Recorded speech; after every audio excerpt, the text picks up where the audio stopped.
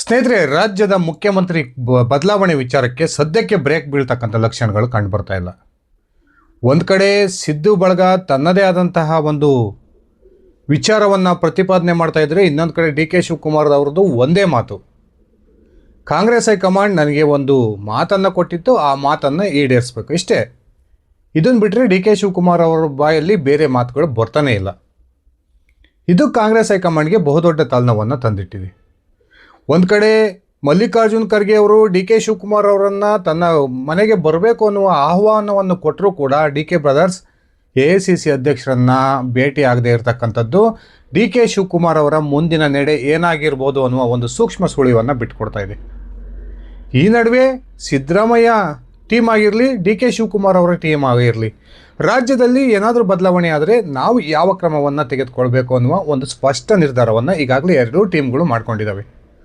ಮೇಲ್ನೋಟಕ್ಕೆ ನಾವು ಪಕ್ಷ ಪರವಾಗಿರ್ತೀವಿ, ಯಾವುದೇ ಕಾರಣಕ್ಕೂ ಪಕ್ಷ ವಿರೋಧಿ ಚಟುವಟಿಕೆಯನ್ನು ಮಾಡೋದಿಲ್ಲ, ನಾವು ಪಕ್ಷದ ನಿಷ್ಠಾವಂತ ಕಾರ್ಯಕರ್ತರ ಅನ್ನುವ ಒಂದು ವಿಚಾರಗಳನ್ನು ಬಹಿರಂಗವಾಗಿ ಹೇಳ್ತಾ ಇದ್ರು ಕೂಡ ಒಳಗೊಳಗೆ ಮುಂದೆ ನಾವು ಏನೆಲ್ಲ ಕ್ರಮವನ್ನು ಕೈಗೊಳ್ಳಬೇಕು, ಯಾವ ರೀತಿಯ ನಿರ್ಧಾರವನ್ನು ತೆಗೆದುಕೊಳ್ಬೇಕು ಅನ್ನುವ ಒಂದು ಸ್ಪಷ್ಟ ತೀರ್ಮಾನಕ್ಕೆ ಎರಡೂ ಟೀಮ್ನ ನಾಯಕರು ಬಂದಿರೋದು ಬಹುತೇಕ ಪಕ್ಕ.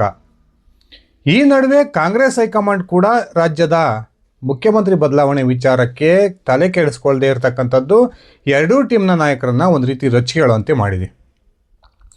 AICC ಅಧ್ಯಕ್ಷರು ಹಾಗೂ KC ವೇಣುಗೋಪಾಲ್ ಈ ರೀತಿಯ ನಾಯಕರು ರಾಜ್ಯ ಕಾಂಗ್ರೆಸ್ನ ಶಾಸಕರಿಗೆ ಹಾಗೂ ನಾಯಕರಿಗೆ ಕೆಲವೊಂದು ಕಿವಿ ಮಾತನ್ನು ಹೇಳಿದರು.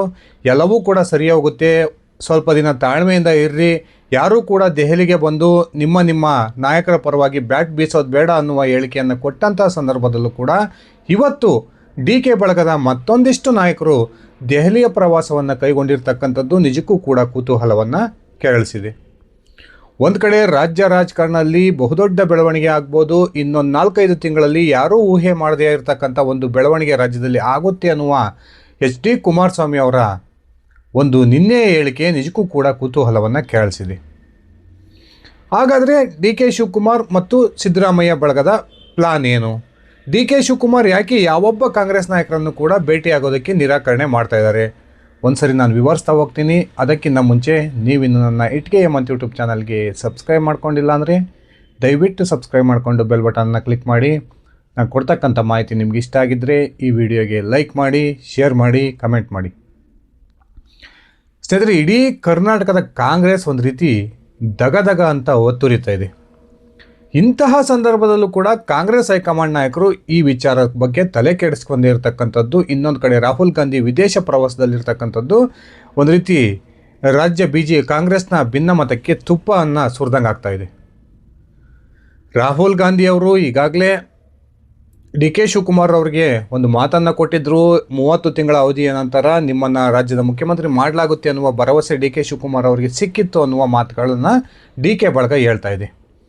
ಆದರೆ ಸಿದ್ದರಾಮಯ್ಯನವರಂತೂ ಅತ್ಯಂತ ಕ್ಲಿಯರಾಗಿ ಮೊನ್ನೆ ಒಂದು ಮಾತನ್ನು ಹೇಳಿದರು. ಕಾಂಗ್ರೆಸ್ ಹೈಕಮಾಂಡ್ ತೆಗೆದುಕೊಳ್ತಕ್ಕಂಥ ನಿರ್ಧಾರಕ್ಕೆ ನಾನು ಕೂಡ ಬದ್ಧವಾಗಿರ್ತೀನಿ, ಇನ್ನು ಉಳಿದಿರ್ತಕ್ಕಂಥ ಯಾವುದೇ ನಾಯಕರಾದರೆ ಡಿ ಕೆ ಶಿವಕುಮಾರ್ ಆದರೂ ಕೂಡ ಬದ್ಧವಾಗಿರಬೇಕು ಅನ್ನೋ ಹೇಳಿಕೆಯನ್ನು ಕೊಡೋದ್ರ ಮೂಲಕ ರಾಹುಲ್ ಗಾಂಧಿ ನನಗೆ ರಾಜೀನಾಮೆಗೆ ಸೂಚನೆಯನ್ನು ಕೊಟ್ಟರೆ ನಾನು ಆ ಕ್ಷಣಕ್ಕೆ ನನ್ನ ಮುಖ್ಯಮಂತ್ರಿ ಸ್ಥಾನಕ್ಕೆ ರಾಜೀನಾಮೆಯನ್ನು ಕೊಡ್ತೀನಿ ಅನ್ನುವ ಒಂದು ಹೇಳಿಕೆಯನ್ನು ಕೊಟ್ಟರು. ಆದರೆ ಸಿದ್ದರಾಮಯ್ಯನವರಿಗೆ ಅತ್ಯಂತ ಸ್ಪಷ್ಟವಾಗಿ ಒಂದು ವಿಚಾರ ಗೊತ್ತಿದೆ. ಸದ್ಯದ ಪರಿಸ್ಥಿತಿಯಲ್ಲಿ ರಾಹುಲ್ ಗಾಂಧಿ ಮುಖ್ಯಮಂತ್ರಿ ಬದಲಾವಣೆಗೆ ಕೈ ಹಾಕೋದಿಲ್ಲ. ಆ ಒಂದು ಕೈ ಹಾಕೋದಕ್ಕೆ AICCಯ ಒಂದು ಪರಿಸ್ಥಿತಿ ಸರಿ ಇಲ್ಲ ಅಂತಕ್ಕಂಥದ್ದು ಅತ್ಯಂತ ಸ್ಪಷ್ಟವಾಗಿ ಸಿದ್ದರಾಮಯ್ಯನವ್ರಿಗೆ ಗೊತ್ತಿದೆ. ಅದೇ ಒಂದು ಕಾನ್ಫಿಡೆಂಟ್ ಮೇಲೆ ಸಿದ್ದರಾಮಯ್ಯನವರು ರಾಹುಲ್ ಗಾಂಧಿ ನನಗೆ ಹೇಳಿದರೆ ನಾನು ರಾಜೀನಾಮೆಯನ್ನು ಕೊಡ್ತೀನಿ ಅನ್ನೋ ಆಟಕ್ಕೆ ಬಿದ್ದಿದ್ದಾರೆ. ಇನ್ನೊಂದು ಕಡೆ ಡಿ ಕೆ ಶಿವಕುಮಾರ್ ಅಂತೂ ಈಗ ಸಂಪೂರ್ಣವಾಗಿ ತನ್ನ ರಾಜಕೀಯ ಹೆಜ್ಜೆಗಳನ್ನು ಇಟ್ಟಾಗ್ಬಿಟ್ಟಿದೆ. ಒಂದು ಕಡೆ ನಿರಂತರವಾಗಿ ತನ್ನ ಬೆಂಬಲಿಗರ ಸಂಖ್ಯೆಯನ್ನು ಹೆಚ್ಚಿಸ್ಕೊಳ್ತಕ್ಕಂಥ ಪ್ರಯತ್ನಕ್ಕೆ ಡಿ ಕೆ ಮತ್ತು ಅವರ ಸಹೋದರರು ಕೈ ಹಾಕಿದರೆ, ಇನ್ನೊಂದು ಕಡೆ ಕಾಂಗ್ರೆಸ್ ಹೈಕಮಾಂಡ್ಗೆ ಸಡ್ಡೊಡಿತಕ್ಕಂಥ ಸಂಪೂರ್ಣ ತಯಾರಿಯನ್ನು ಕೂಡ ಡಿ ಕೆ ಸಹೋದರರು ಮಾಡಿಕೊಂಡಿದ್ದಾರೆ. ಇದೇ ಕಾರಣಕ್ಕೆ AICC ಅಧ್ಯಕ್ಷರು ಕರೆದರೂ ಕೂಡ ಈ ಡಿ ಕೆ ಸಹೋದರರು ಅವರನ್ನು ಭೇಟಿಯಾಗದೇ ಇರತಕ್ಕಂಥದ್ದು ಸಾಕಷ್ಟು ಕುತೂಹಲಕ್ಕೆ ಕಾರಣ ಆಗಿದೆ. ಒಂದು ಕಡೆ ಡಿ ಕೆ ಶಿವಕುಮಾರ್ ಅವರನ್ನು AICC ಅಧ್ಯಕ್ಷರು ಮೀಟಿಂಗಿಗೆ ಕರೆದರೂ ಕೂಡ ಹೋಗದೇ ಇರೋದಕ್ಕೆ ಪ್ರಮುಖ ಕಾರಣ, ಎಲ್ಲೋ ಒಂದು ಕಡೆ ಮಲ್ಲಿಕಾರ್ಜುನ್ ಖರ್ಗೆ ಅವರು ತಮ್ಮನ್ನು ಕನ್ವಿನ್ಸ್ ಮಾಡ್ಬೋದು ಅನ್ನುವ ಒಂದು ಭಯ. ಪಕ್ಷದ ಒಬ್ಬ ಹಿರಿಯ ನಾಯಕ, ರಾಷ್ಟ್ರೀಯ ಅಧ್ಯಕ್ಷ ನಮಗೆ ಒಂದು ಕನ್ವಿನ್ಸ್ ಮಾಡೋ ಪ್ರಯತ್ನಕ್ಕೆ ಕೈ ಹಾಕಿದರೆ ನಾನು ಇಲ್ಲೋ ಅನ್ನೋಕ್ಕಾಗೋದಿಲ್ಲ ಅನ್ನುವ ಒಂದು ಮನಸ್ಥಿತಿಗೆ ಡಿ ಕೆ ಶಿವಕುಮಾರ್ ಬಂದಿದ್ದು. ಅದೇ ಕಾರಣಕ್ಕೆ ಈ ಮಲ್ಲಿಕಾರ್ಜುನ್ ಖರ್ಗೆ ಅವರನ್ನು ಭೇಟಿಯಾಗೋದನ್ನು ಅವಾಯ್ಡ್ ಮಾಡ್ತಾ ಇದ್ದಾರೆ ಅನ್ನುವ ಮಾತುಗಳು ಸಿಗ್ತಾ ಇದ್ದಾವೆ. ಇನ್ನೊಂದು ಕಡೆ ಈಗಾಗಲೇ ರಾಷ್ಟ್ರೀಯ BJP ನಾಯಕರು ಕೂಡ ರಾಜ್ಯದಲ್ಲಿ ಒಂದು ಆಟ ಆಡೇ ಬಿಡೋಣ ಅನ್ನೋ ತೀರ್ಮಾನಕ್ಕೆ ಬಂದಿದ್ದು.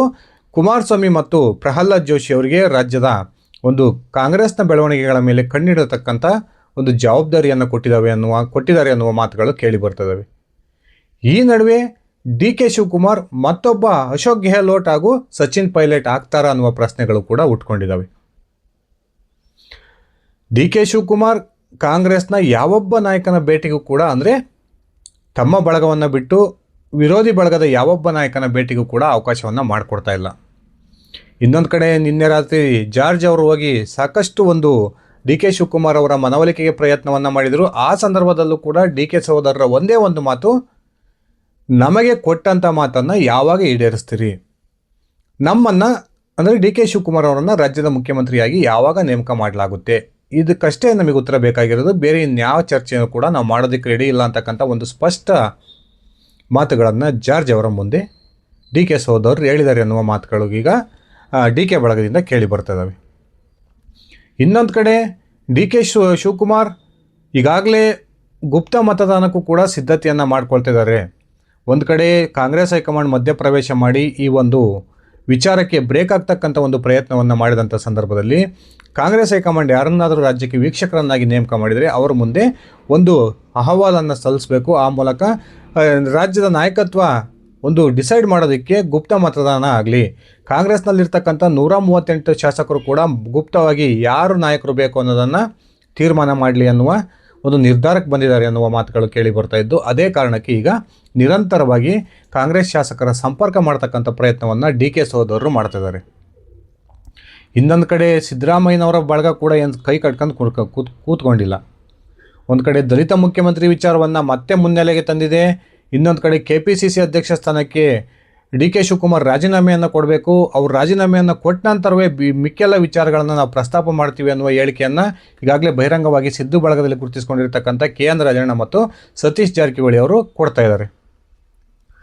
ಇವರು ಸಿದ್ದು ಬಳಗದ ಒಂದು ವಾದ ಏನು ಅಂದರೆ, ಲೋಕಸಭಾ ಚುನಾವಣೆವರೆಗೂ KPCC ಅಧ್ಯಕ್ಷ ಸ್ಥಾನದಲ್ಲಿ ನಾನು ಮುಂದುವರಿತೀನಿ, ಅದಾದ ನಂತರ ನಾನು ನನ್ನ KPCC ಅಧ್ಯಕ್ಷ ಸ್ಥಾನಕ್ಕೆ ರಾಜೀನಾಮೆಯನ್ನು ಕೊಡ್ತೀನಿ ಅನ್ನುವ ಒಂದು ಮಾತನ್ನು ಹೈಕಮಾಂಡ್ನ ಮುಂದೆ ಡಿ ಕೆ ಶಿವಕುಮಾರ್ ಕೊಟ್ಟಿದ್ದರು.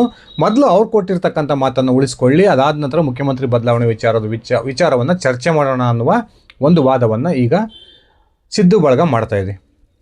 ಈ ನಡುವೆ ಡಿ ಕೆ ಶಿವಕುಮಾರ್ ತನಗಿರ್ತಕ್ಕಂಥ ಮುಂದಿನ ಎಲ್ಲ ಹಾದಿಗಳನ್ನು ಕೂಡ ಓಪನ್ ಆಗಿ ಇಟ್ಕೊಂಡಿದ್ದಾರೆ ಅನ್ನುವ ಮಾತುಗಳು ಕೇಳಿ ಬರ್ತಾ ಇದ್ದು. ಈಗಾಗಲೇ ಮಹಾರಾಷ್ಟ್ರದ ಮುಖ್ಯಮಂತ್ರಿ ದೇವೇಂದ್ರ ಫಡ್ನವೀಸ್ ಹಾಗೂ ಗೋವಾದ ಮುಖ್ಯಮಂತ್ರಿ ಪ್ರಮೋದ್ ಸಾವಂತ್ ಅವರು ಡಿ ಕೆ ಶಿವಕುಮಾರ್ ಅವರನ್ನು ಸಂಪರ್ಕ ಮಾಡಿದ್ದಾರೆ ಅನ್ನುವ ಮಾತುಗಳು ಕೂಡ ಕೇಳಿ ಬರ್ತದವೆ.